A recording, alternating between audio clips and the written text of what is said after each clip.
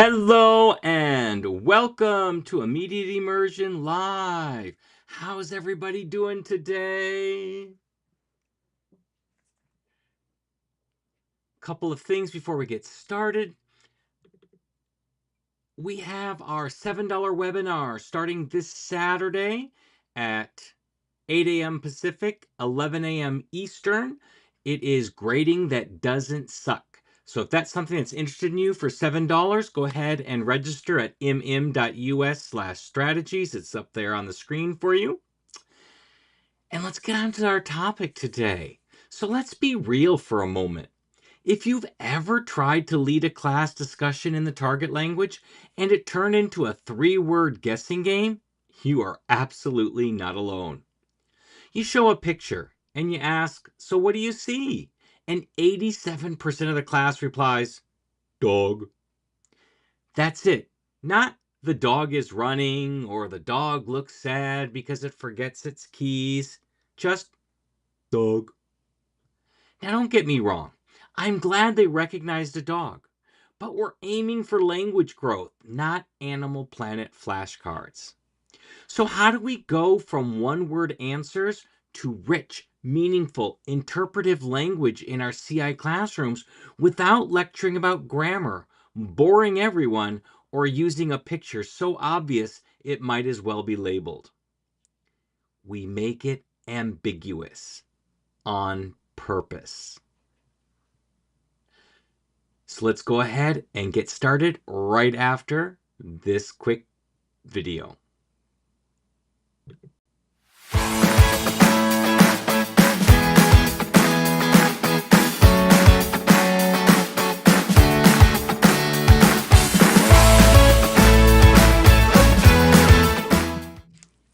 And welcome back. We're talking Picture Talk 2.0. So our first topic is using ambiguity to spark higher level thinking.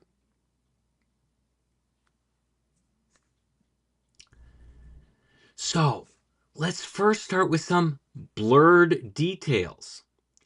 Choose images with elements that aren't immediately clear, prompting students to make guesses based on prior knowledge.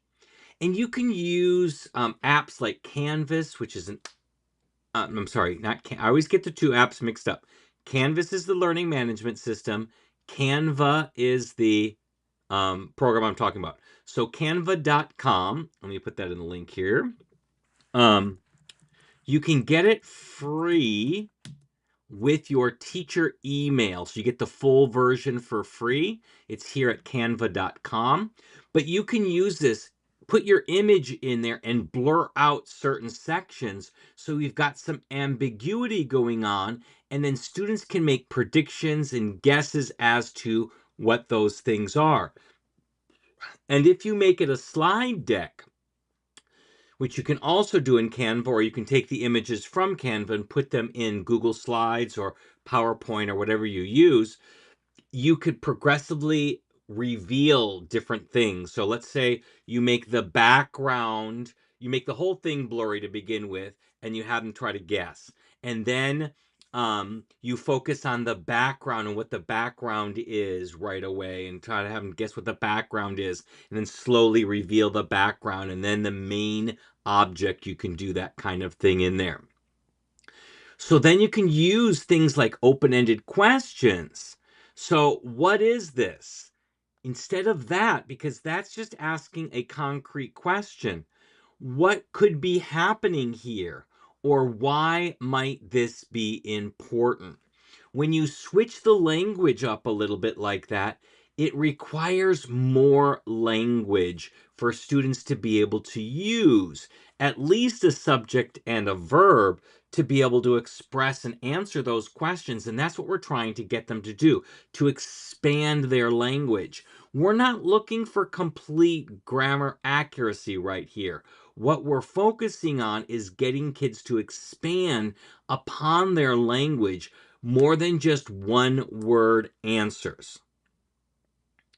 You could also do something called layered storytelling. So here You're going to slowly reveal sections of the image, like we talked about, like in a slide deck, forcing students to adapt their interpretation as new information appears. Let's say you've got this picture and you've got it all blurred out, so there's nothing there for them to see. They're guessing. They're guessing the setting. They're guessing the main object in there. And let's say they guess the woods or a forest or a jungle because they think there's lots of trees in the background. Well, you can slowly um, decrease the amount of blur so a little bit more information is being shown slide by slide, and then their predictions are going to change, and they're going to find out, in fact, that it's not a forest or a jungle or woods that they're seeing, but maybe a kelp forest. So it's underwater. So then they're going to adjust their predictions based on that information because you're slowly revealing different sections of the image. So those are some things you can do for that ambiguity. Try to look for unexpected pictures because that also helps with that ambiguity because they may be illogical, where animals are wearing clothing or they're out of their element, something like that. So you're really focusing on the ambiguity of what that image is. And when kids are guessing and thinking and making predictions, they are going for higher order thinking skills. And that's what we want. And we want to help them with the language as needed so that they can learn to express themselves in more than a few words or short phrases. We're trying to scaffold it to increase the amount of language that they're using. And we do that with the ambiguity.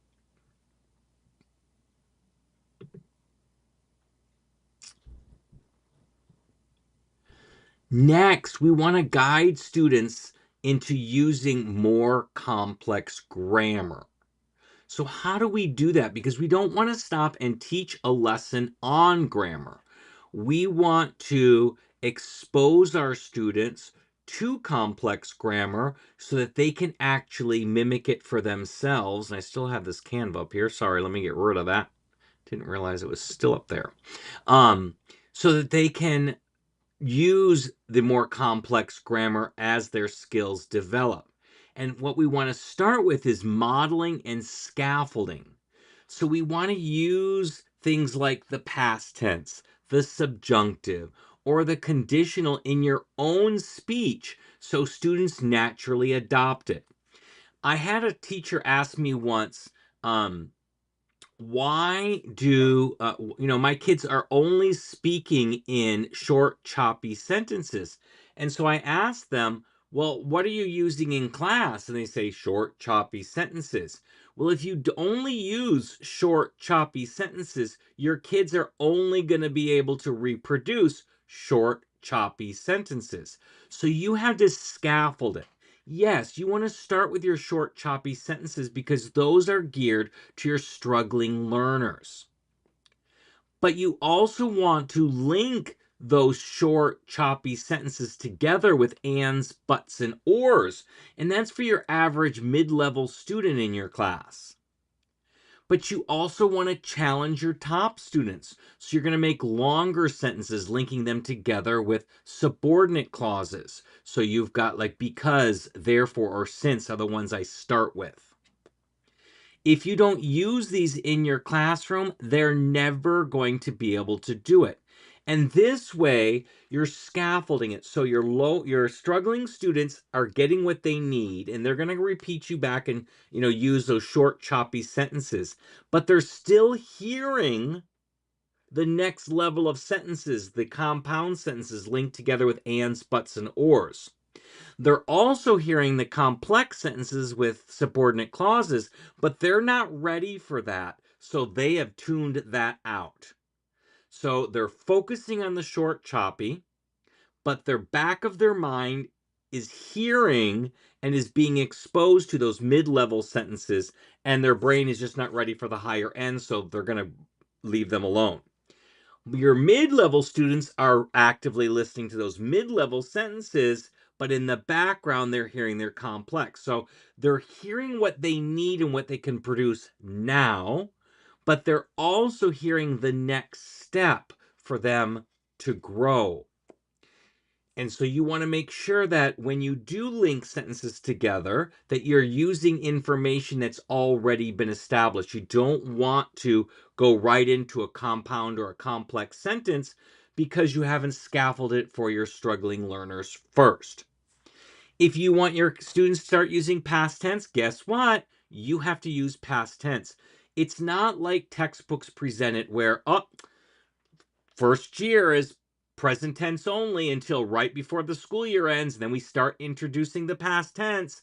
And then level 2 is all about past tense. And then level 3, we hit them with every other verb tense there is. It doesn't work that way. If we want our kids to be able to use the language naturally, we have to use the language naturally. We have to use the past tense, the future tense, the present tense, the subjunctive, the conditional, and all the tenses in between on a regular basis, always focusing on making them comprehensible. If we don't make them comprehensible, then it's input that's just lost. But if I want my kids to be able to use the past tense, they have to hear it and read it and see it in a constant way. For the subjunctive, I'm not going to be throwing at them really complex subjunctive sentences in the beginning. But I am going to make sure that in level 1, I put in a lot of subjunctive sentences in these two forms. This is what I focus on in level 1. It's important that, or it's necessary that, because those cause the subjunctive. I also alternate between the command form and subjunctive. So sometimes I'll say, take out your books, or other times I'll say, I want that you all take out your books. So it causes the subjunctive. So they hear it. Do I expect them to produce it or in any way? Absolutely not. Not in level 1, and I would never assess it. But I expect them to understand it. And this way they're being exposed to it in level 1, and I'll add to it in level 2. And then when it really comes hit hard in level 3, it's not something out of the blue. So if you want your kids to be able to produce any particular type of language, you need to be using that language. That is really a fundamental element of CI. They only can learn what you tell them, and if you never use it, they're never going to do it. Another teacher said to me, she goes, I have a really hard time using the word but, that my kids can't remember the word but. And it was a French class. And I'm like, well, do you use that often in your classroom? She goes, well, not really. It's too abstract of a word. You can't teach it and have them memorize it concretely. And even though they might know it on the surface because it's memorized, they aren't going to integrate it into their language, whether it be written or spoken, because they haven't heard it enough. So she said when she started using but more in the classrooms, they picked it up naturally without having to actually memorize the word. Recasting student responses. We often call this parent speak. So if a student says he runs, rephrase it with a more complex structure. Yes, he must have been running to catch the bus. Or often we'll rephrase if they've made a grammatical error. This way we're not pointing out the error, but they're hearing the correct way to say that. When they go, me want cookie, we would go, oh, you want a cookie? I want a cookie too. So they're hearing it. We're paraphrasing and recasting those responses back so that the kids can hear the language. So if they go, let's just say it's a picture of a dog running to get some ice cream. So, and they go, dog runs. So I'll go, oh, yes. The dog is running for ice cream. So, yes, they gave me 2 words and it worked really, really well. They understood and they told me and they communicated, which is awesome. I'm going to celebrate that. But I want them to grow. So, I'm going to expand that when I recast my sentence. And the last strategy for that complex grammar is expansion prompts. So encourage longer responses with prompts like, tell me more about that. Or what do you think happened before that event? Or what do you think happened after that event? When you ask these follow-up questions, it requires more language. It requires them to think and expand upon their thoughts. And that gets us to our goal of having them increase their language output, even albeit slowly. If they add just one word, if they add an adjective to that sentence or add an adverb to that sentence, that makes the sentence bigger and bigger and bigger. And that's a fun goal for them when you can challenge them. Pardon me, it's been a long day. To see who can make the longest sentences. Lots of times, especially my level 1, I want them to build sentences. I'll put a list of short, choppy sentences together. Then I'm going to put some connectors in another column up there. And then I want them to see how big they can make these sentences and still make them not awkward, like not just linking and, making them logical and making them as grammatically correct as possible. And seeing who can get me the longest sentence, it helps them practice that and to expand their sentence building ability. Let's call it that.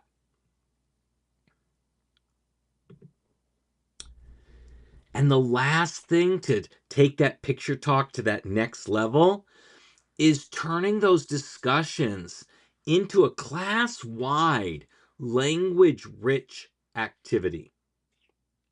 So we can start with a class debate.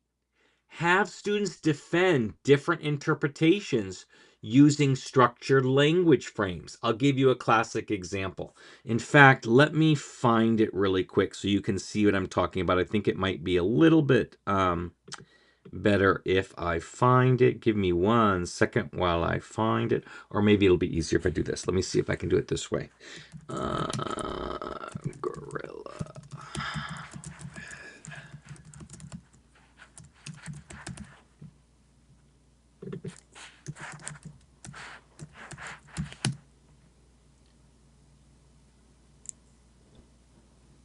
There, I found it right away. Now let's copy this image. Will it work if I do it this way? No, it's going to make me download it first. Give me 1 second while I download it.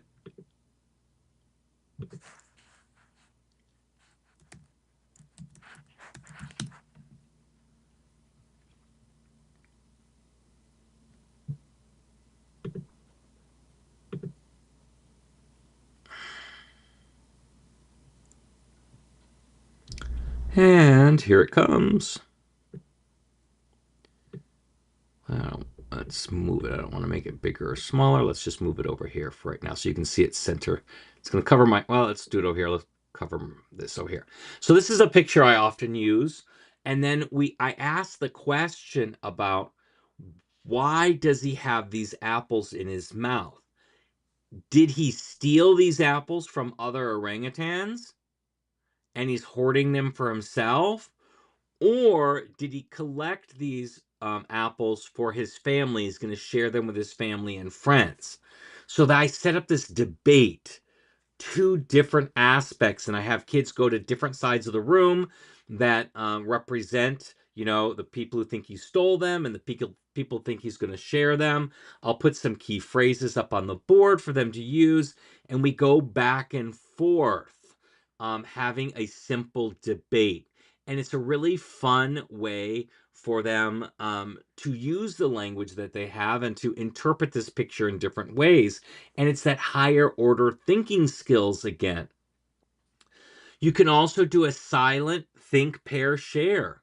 So before answering aloud, students will write a response, then discuss it with a partner before sharing. So I could ask that question first, like, why do you think? And they're going to write their own personal answer and then share it with a partner and then share it out to the class. And now we've got everybody's answers, and now we can have our debate. Or we can ask another question completely separate, like, what is he looking at? So all these different things that you can do. You can also have an interactive poll where you let students vote on the most likely scenario.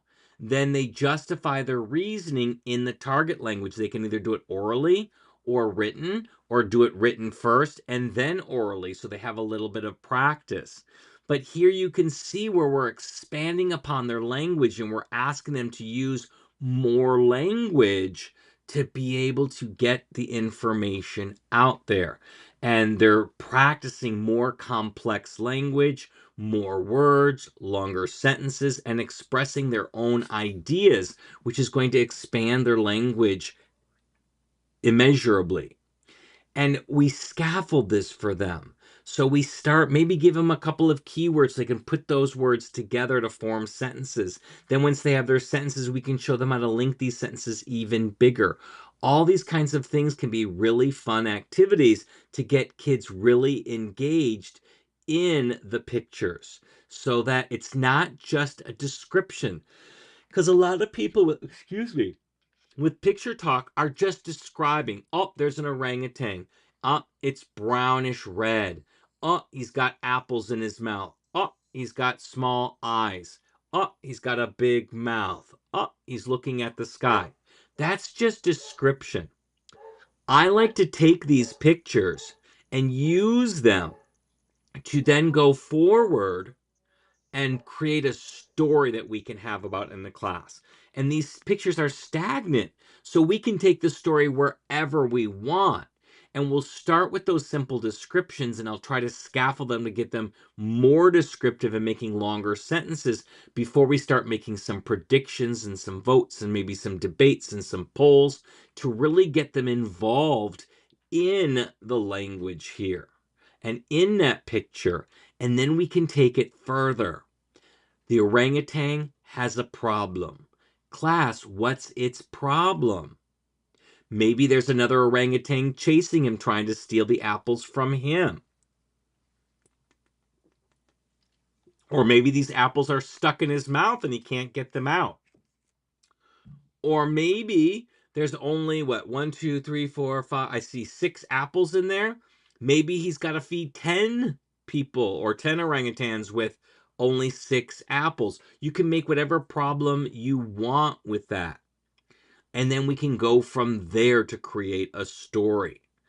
So start with that picture talk. Start with the descriptions, especially for your lower levels, but quickly move on to expand the language. And even with those descriptions, you definitely want to make sure that they're not just giving you one word simple answers, that you are trying to pull out of them shorter sentences, then longer sentences, and then longest sentences, so that you are expanding their language and they are practicing creating longer sentences, longer ideas, and being able to build upon their language skills. So that is Picture Talk 2.0 in a nutshell. If you have any questions or comments about it, please feel free to put them in the comments below. It really does help get the stuff out there to other teachers, and I'm happy to answer them for you, so we can learn together about how to make comprehensible work best in our classrooms. Also, please like, share, and subscribe. It really helps the channel. It gets it out to other people and other teachers so they can benefit from this information. And we will be back again next week, same time, same channel. Be sure to check us out, and I will see you next week. Have a good one, everybody. Bye-bye.